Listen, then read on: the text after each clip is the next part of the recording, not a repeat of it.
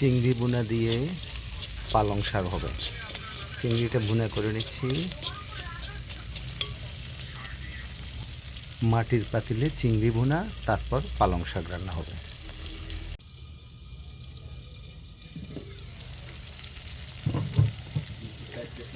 চিংড়ি বোনা দিয়ে পালং শাক রান্না হবে। চিংড়ি মাছটা ভুনা ভুনা করা হচ্ছে আগে।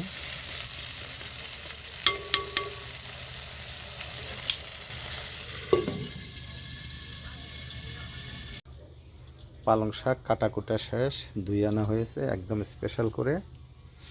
এই হচ্ছে আজকের পালং শাক, এই হচ্ছে চিংড়ি মাছ ভুনা। বিসমিল্লাহির রহমানির রহিম।